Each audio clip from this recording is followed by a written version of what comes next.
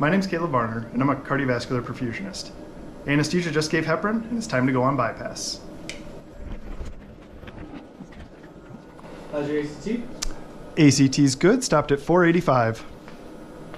Alright, cannulas are in and connected, clamps are off. You ready for bypass? We're ready for bypass here. Alright, let's go on bypass. All right, we're going on bypass. My venous line is open. Arterial line's open. I have forward flow.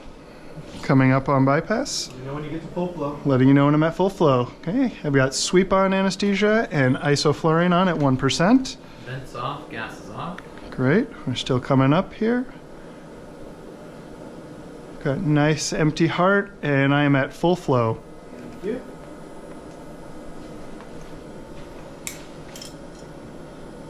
You bump up the cardioplegia. Okay, we're gonna flush up the cardioplegia. It's on its way. And off. It's off. Test your root vent.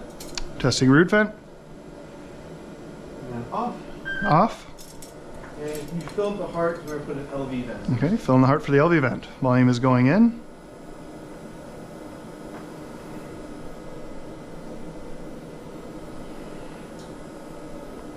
Alright, that looks great. Hold there for a second. Holding.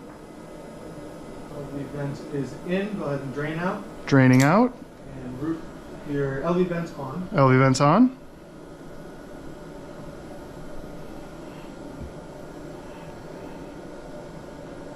Everything looking okay? Everything's looking good. I got good return on the vent. I'm back at full flow.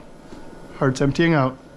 Anesthesia just verifying ventilation's off. Ventilation's off. Yes, thank you. Ready for cross clamp? Ready for cross clamp. Let me do flow down. Okay, flow's coming down. Clamp is on, back up. Clamp on, coming back up. And give 1 liter integrated cardioplegia, please. Giving 1 liter of antegrade cardioplegia.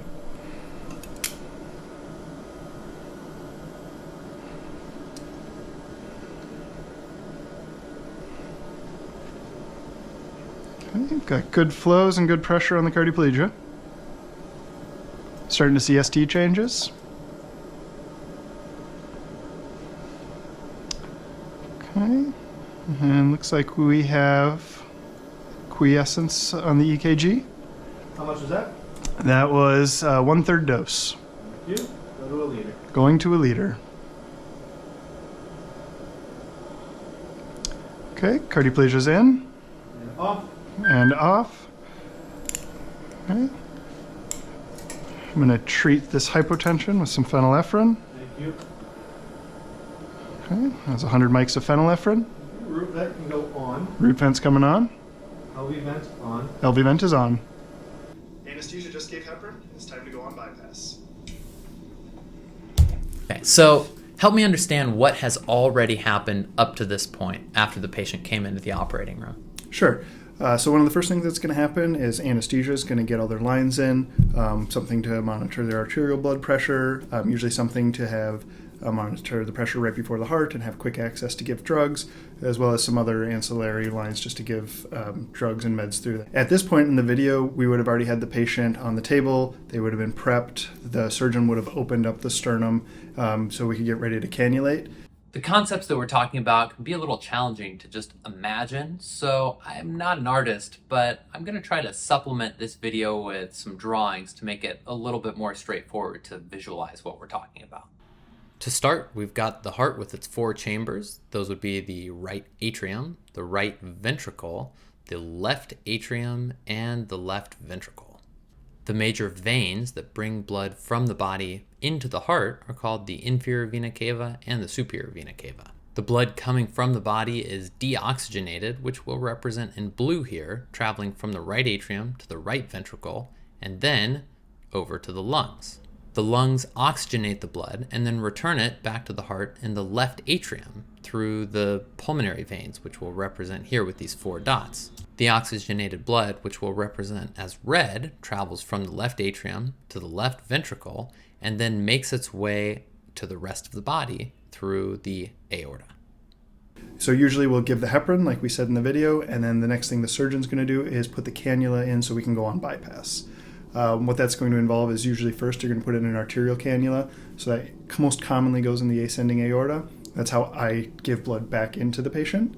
And then the next thing they're going to do is put cannula into the right atrium or into the SVC and the IVC so we can take the blood out right before it comes to the heart.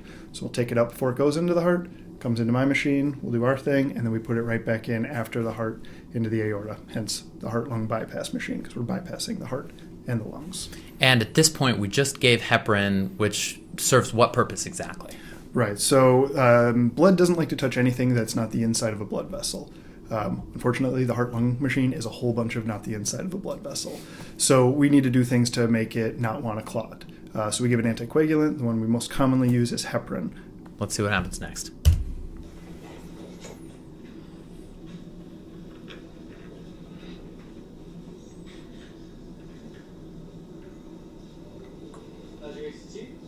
ACT's good, stopped at 485. What is an ACT? It's a test that I took in high school to try to get into college. Your Midwest is showing. My Midwest is showing. No, so ACT stands for Activated Clotting Time. That is just a measurement, lab test that we do that measures how long it takes blood from the point of it gets activated until it clots. And it's just counted up in seconds. So when we say 485 seconds in the video, that means it took 485 seconds for that sample to clot. Typical value that's going to be acceptable to go on bypass is going to be anywhere from 400 to 480 seconds. And so basically that just tells us that the blood is anticoagulated enough for us to safely have the patient on bypass. Correct. And so at baseline right now, with none of us being anticoagulated, our ACTs would be somewhere from like maybe 100 to 150. Got it. Cannulas are in and connected. Clamps are off. Ready for bypass? We're ready for bypass here. And can you just give me an overview of what exactly we're looking at on the screen here on the bypass machine? Yeah, of course. So when you're looking over here on the side, this has all of our monitoring on it. So this is where I can see what the temperatures are, what the pressures are in the different systems in the circuit. I can have my timers here as well. And then this gives me any warnings that might happen on the pump on the bottom here. So we have our level sensors, our bubble sensors, and all those pressure sensors regulated in there. So when we go outside of a normal range, it'll give us an alarm. I think there was a YouTube video that covered some of this stuff. Quality stuff. Oh, yeah. Link's going to be right up here. So anything that does come in that, we'll see down here in the bottom, and that'll kind of just give us a clue in on where something else might be going on in the circuit that just gives us some extra reminders. So if our eyes weren't on that when something happened, we get the beep and we get the flash so we can look over, see there was an issue, and then go and try to address it in the circuit. Otherwise, going down the line here, we have different suckers. So these are called roller pumps. The ones that are on the base here, the first one, and then the third and fourth ones here, those are used to take blood from the field and bring it back to the pump. So those we usually just call suckers or vents because they either suck blood back or they vent a certain chamber or area of the heart. These two small pumps in the middle here, these work together to give cardioplegia. So you'll see later in the video when we try to stop the heart so we can have the surgeon open it and operate on it. They want to be able to do it on a field that's not moving and with a heart that's been preserved. So when we put it back together, it starts beating again. So one of these pumps will take blood. The other one will take a crystalloid mixture that will combine together, go up through this thing here, get really cold, and then that's what's going to stop the heart. Got it. And then the last thing here is this monitor here. This is what controls the centrifugal pump. So that's that small little pump head that spun around really quickly and then pushed the blood out of it. So you can see on the bottom here, I have how many RPMs, how many revolutions per minute it's going, what the pressure in the system right after it is, and then what the flow is. So you can see right now it's reading essentially 0 because we're not on bypass yet, and I've got clamps on it. And the blue knob right here is what controls that. Correct. Yep. Awesome. Go on bypass. All right, we're going on bypass. My venous line is open. So what exactly did you do there? You took a clamp off of a piece of tubing and you said your venous line's open. Right, so this is the tube that connects up to those second and third cannulas that the surgeon put in. So those were the ones that either is going to be in the right atrium or right before the heart. Gravity, since you can see we're lower than what the patient is, will make all the blood drain through that tube. So when I have a clamp on it, all the blood stays in the patient, which we want to have happen until we're all ready to go on. And so the first thing I'll do is I'll pop that clamp off, start to see I have venous return, and then I can open up my clamp on the arterial line, which you'll see next, which allows me to push blood into the patient. So before going on bypass, Caleb has a clamp across the tubing to the aortic cannula so that blood cannot flow, and a clamp across the tubing to the venous cannula so that blood cannot flow. So the cannulas are in place, but we're not on bypass yet. When it's time to go on bypass, the tubing to the venous cannula comes off, then the tubing to the aortic cannula comes off. That allows blood to drain from the inferior vena cava and the superior vena cava using gravity to go to the cardiopulmonary bypass machine. The bypass machine oxygenates the blood and pressurizes it, and then sends it back through the aortic cannula so it can be delivered to the rest of the patient's body. This configuration allows blood to bypass the heart and the lungs, hence this is called going on to cardiopulmonary bypass. And I try to do these in kind of quick succession from one another, so I don't sit there and take all the blood out of the patient so they have no output and then start my output after that. Because when you open up the clamp on the venous line, you're taking all of the blood that would have been returning to the patient's heart and draining it into your reservoir here. Correct. You'll see that the reservoir volume is going up, and that's the volume coming out of the heart, and you can actually see on the monitor that the CVP starts to go down, and you start to lose the pulse pressure on the arterial waveform too, because that's all that volume coming out of me, and you're not filling and stretching the heart out anymore and causing that ejection. Got it. So let's see how that plays out. Yeah. Arterial line's open. I have forward flow. Coming up on bypass. Letting you know when I'm at full flow. Okay. I've got sweep on anesthesia and isoflurane on at 1%. What is sweep? Sweep is on that first knob that you saw me push up there, and that is a term we use for how much air or oxygen mixture we are pushing through the inside of the oxygenator. So we have blood flow going around these little tubules in the oxygenator, and then we have air and oxygen going through the inside of those, and how fast we control that going in and out is what we call sweep. So no sweeps, no flow. 2 liters of sweep, there would be 2 liters of that mix going through the fibers, 4 liters more. So essentially, the higher that is, the more CO2 that we can blow off. Got it. And then the next thing that you did was turned on this vaporizer, which is very familiar because this is the type of vaporizer that's also on anesthesia workstations. So you're controlling the anesthesia while the patient's on bypass. Right. So if you think about it, when we're taking all the blood coming out right before the heart, it's not going to be going into the right ventricle. That's not going to fill and not going to be ejecting it to the lungs. So for when you give a volatile anesthetic that they're inhaling, it has to have blood flow across the lungs for it to be able to pick that up. So if I'm taking all the blood flow away from the lungs, you can be putting in as much volatile anesthetic and ventilating the lungs as much as you want. It's not going to be doing as much because there's not as much blood flow going through the lungs. So at that point, I take over. So would you describe yourself as an anesthesiologist? I would not. Okay. So, yeah, this is anesthesiology. Don't break the teeth. Propofol till it's too much, epi till it's too much, and you just alternate. And then make sure to take your lunch break when anybody needs you. Nice. Done. Great. We're still coming up here. When you say we're still coming up here, what are you referring to? So you can see at the top here, my flow is right now is about 3.8 liters per minute. It was a little bit lower before when I said I'm turning it up. What my goal is, and you can see on the monitor here on the left side how you have ejection, and on the right side it's starting to flatten out. What you're pointing at is the arterial waveform. Correct. That's coming off of the arterial line that's typically in a patient's wrist. Exactly. So here you can see on the left side of the screen, we had the heart still with volume in it and was ejecting. And then as I'm emptying that out and bringing my flow up, you can see that the waveform is kind of dampening out, which is showing that the heart doesn't have volume in it, but I'm maintaining the pressure by bringing my flows up slowly. So we have an idea knowing what size our patient is, what their height and weight is. We calculate their body surface area, and then we use their body surface area to normalize how much flow we think the patient should get. Okay, so if I'm following correctly, flow is just a term that you use to describe in liters per minute how much blood is being pushed through the machine into Correct. the patient. Yep. And when you talk about an index, you're talking about normalizing a value of your flow, basically. Right, because it makes it easier for everybody to communicate on the same level. Because if you think we have somebody that's my size that might need heart surgery, or we have somebody who is half my size. You know, a lot of different things to remember there. But if you divide it by BSA, you kind of put everybody on a similar playing field. So I could say, I need a 2-2 index, and that person needs a 2-2 index as well, even though our cardiac output, which would just be the liters per minute, is a little bit different. Got it. Got a nice empty heart, and I'm at full flow. What knobs did you just twist down here? So we have two different things on these oxygenators that while I'm bringing my flow up, sometimes I won't open right away, that are just controlling purges that have blood coming back to the reservoir.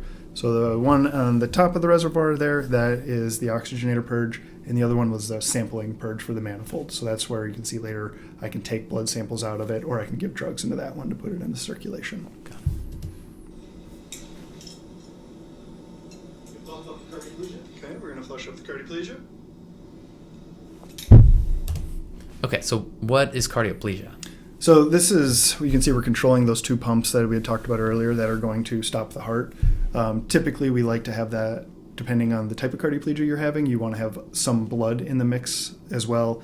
It helps to deliver some oxygen to the tissue. It helps buffer the tissue as well when we're keeping it arrested. And when you say the tissue, you're talking about the heart muscle itself. Yep, the heart muscle, the myocardium. So I want to be able to flush up and get all of the crystalloid, the clear fluid that I primed out of it, replaced with blood. And also I want to make sure I get all the air out of it so I'm not delivering any air to the heart. So you can see during this time I'm just bringing up, I'm flushing it. You can also see that on the right side here on the monitor I pushed a button before I did it.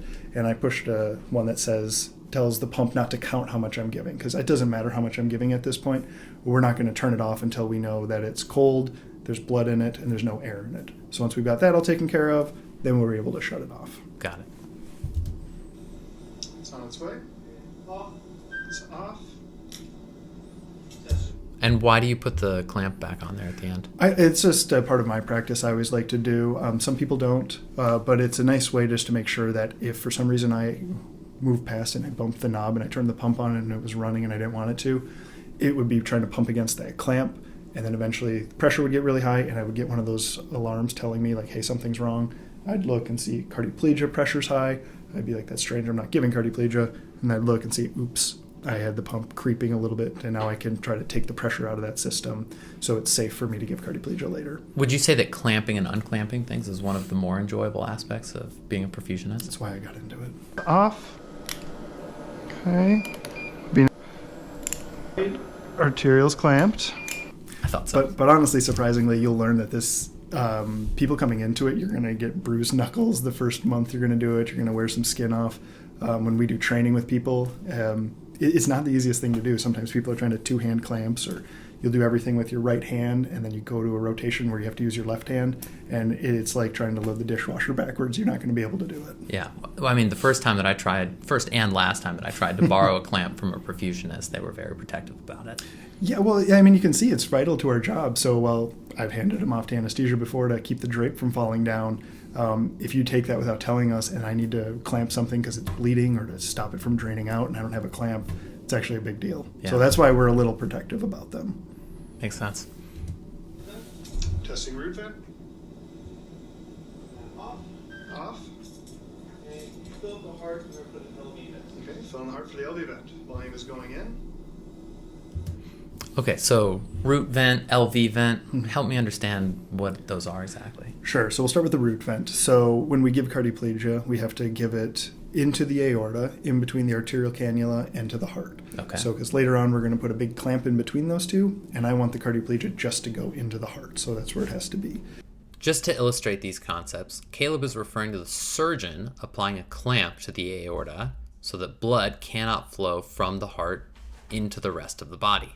That'll be the job of the cardiopulmonary bypass machine. Then the surgeon will put a small hole in between the heart and the clamp so that cardioplegia can be delivered from the bypass machine into the rest of the heart, where the medication will diffuse and cause the heart to stop beating. Also, when we're trying to make sure that stays decompressed during the surgery, or if we want to stop any air that might have gotten into the heart from getting ejected to the body after the cross clamp comes off, we use that same needle to pull blood slowly back away. So if any air got into the aorta, it would get pulled back through that vent. So we put that in at the beginning, and then the surgeon just wanted to make sure I could test it, clear it from any air, made sure things looked good there. The other thing he said was an LV vent. So that's another tube that the surgeon's going to surgically put into the heart, and they'll either just let it sit into the left atrium, or they'll actually fish it usually through the right superior pulmonary vein, into the left atrium, through the mitral valve, into the left ventricle, And we'll do that to try to make sure the heart stays decompressed. We're on bypass right now, so we showed how we drain the heart out. The first thing the surgeon asked me to do here was to fill the heart to put the LV vent in. So that's a really, really important step, because if they poked a hole into the left atrium right now without having volume filled into it, without that stretched, it's a low pressure system and it would suck air in. And now we just sucked air into the systemic ventricle. So if they did that and then I put some volume in, or if it got into the left ventricle and ejected, we would just shoot a massive air embolism, very likely going to the heart and to the brain, which we have ways to try to treat, but it's still very dangerous in an emergent situation that we would have to deal with. So what we try to do in this situation is put the volume in. We're going to see our CVP raise. We're going to like to see a little bit of ejection on the monitor. If we have a swan in, we want to make sure we see that the PA pressures have pulsatility on them. It's a very critical portion of the case that can be taken for granted because it happens so early in the case and so quickly, but it's really important step to make sure the heart's filled up and you have some ejection so that the surgeon can put the LA vent in or LV vent in without pulling air. And you can kind of see that's what I'm working on here. So I'm bouncing my head back and forth between making sure my reservoir volume goes down and that you can start to see that I have some pulsatility. So the surgeon said that this is good. You can see that I have pulsatility and the CVP is up. And now that it's in, LV vent's on. Told me to turn the LV vent on. I turned that on. I dropped my flow a little bit so we could try to bring that volume out quicker that I just pushed into the patient. And here's that pulsatility that you're talking about. Yeah, exactly. So you can see how I have the heart full here and we're nice and sure that there's volume in the heart and that we're going to be able to have blood coming out of the incision rather than air getting sucked into it. Makes sense. Everything looking okay? Everything's looking good. I got good return on the vent. I'm back at full flow. Heart's emptying out. Anesthesia just verifying ventilation's off. Ventilation's on. Yes, thank you. There's a lot of closed loop communication in here. Is that on purpose? Yeah. I always teach when I'm working with students that you have to say what you hear because that's why we're doing it. If you say the wrong thing back to the surgeon, it's not necessarily a bad thing because it's what you heard and that you're going to be corrected on it.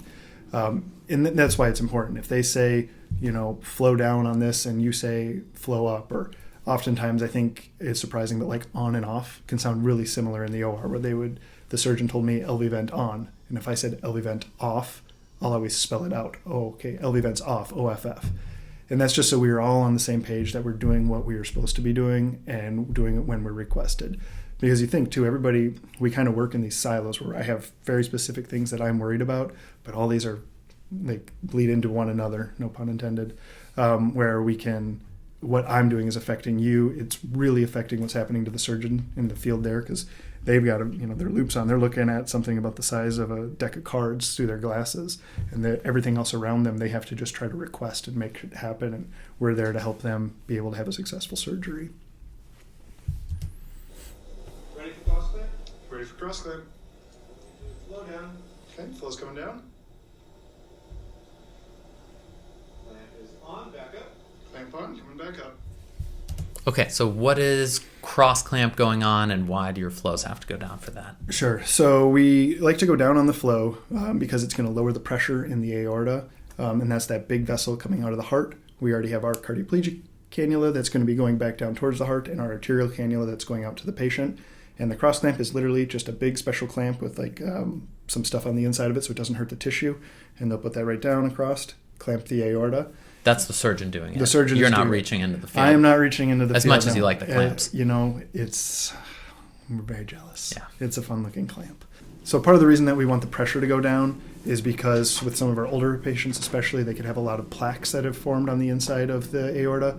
By lowering the pressure, it allows them to be able to manipulate things and maneuver the clamp in a way that they can get it on without embolizing and breaking those little plaques off and sending them to the body. And give 1 liter antegrade cardiopulmonary. Giving 1 liter of antegrade cardioplegia. That's the cardioplegia that you were talking about. You took your clamp off, Yep. and now you're coming up on that pump. Yep, and then you saw on the right side here I had pushed this other button so you can start seeing it's counting up how much cardioplegia that I'm giving. So the surgeon asked for 1 liter, which would be a typical dose and the one that we're working with here. And good pressure on the cardioplegia. So one interesting thing you can see at the bottom of the screen right now is the ratio of the cardioplegia that we're giving. So we give, in this example is del nido cardioplegia, which is 1 part blood to 4 parts crystalloid. And you can see that on the screen right there where we have 50 cc's per minute of blood going in, and that's mixing with 200 cc's per minute of crystalloid. So that's 4 parts crystalloid to the 1 part blood. But when you're doing the math, it's actually going to be 80% crystalloid to 20% blood because there's 5 parts total. So while that's going in, we can start actually seeing here on the EKG ST changes. that we have ST changes. So you can see that how we went, and the STs are starting to become elevated. So that's basically what a STEMI looks like. Correct. Yep. Although we're not hoping for any myocardial infarction, but we are having ST elevations as the heart is stopping because the cardioplegia that you're delivering is filled with potassium. Correct. Among other. Yeah, there's some other stuff going in it to help stabilize the membranes and buffer the tissue while it's there and be like free radical scavenger. But like the big part of it that's helping it being in a depolarized arrest is this high amount of potassium that's in it that's stopping an action potential from being able to occur. And this is why it's dangerous for someone to inadvertently have a very high level of potassium for any reason, if it's related to kidneys malfunctioning or a medication that someone was given, because a very high load of potassium can lead to a cardiac arrest. Yeah, exactly.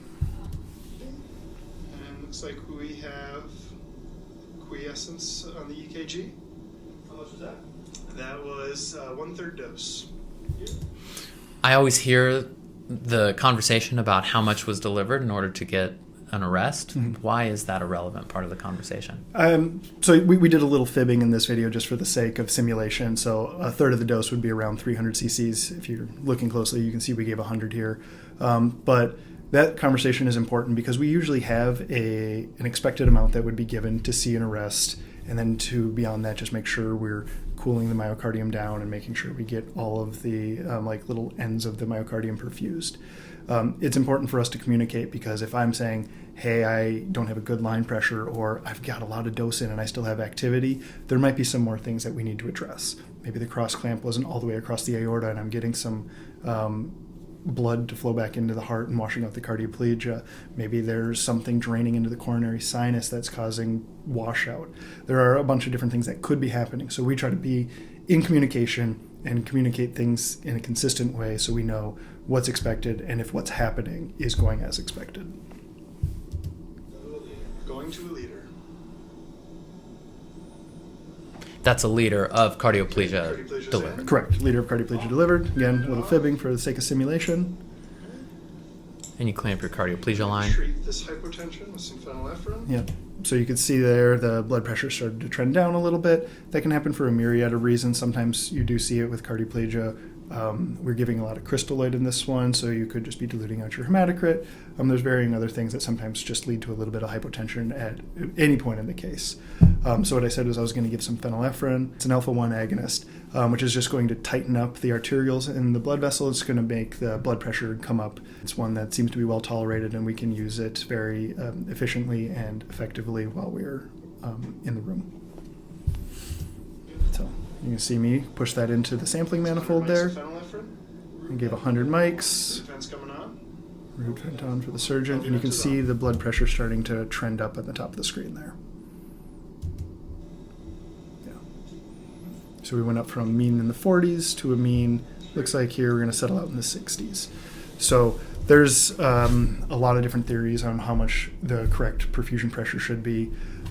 There's no set standard for one patient. It also varies based on the size, what we're trying to correct, what their history is. So kind of working with anesthesia, knowing your patient's history are all things that we take into consideration when we try to decide what is an adequate amount of blood pressure for this patient and when is it hypotensive, when is it too low that we should treat it. Because one patient might be okay with a mean of 45 and everything's good. We've got good urine output, good oxygen delivery, the NIRS, the blood saturation of the brain, all looking good. And we don't need to necessarily overtreat it with that medication. One of the things that's really striking about seeing a patient on bypass is there's no pulsatility. So when you look at the monitor, you can see it's just a flat line, but there is, as you said, a mean arterial pressure. It's really just one pressure. It's not fluctuating like normal when the heart squeezes. Right. Yeah. So we gave phenylephrine in this example here to raise the blood pressure. it really depends on the situation. Flow is also your best friend here. I could try to increase my flow to try to bring that blood pressure up higher. Usually that should be their first line of defense. We just wanted to show an example of how we would give drugs here.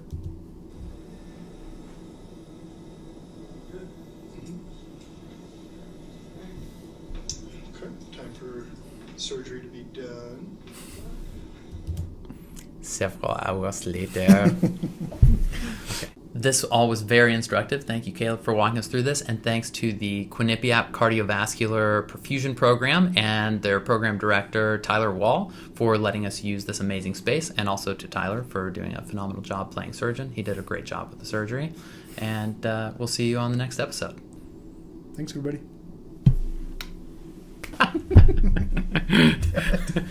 Just ruined that whole take. We're just starting a podcast about Midwest things. Oh, fun.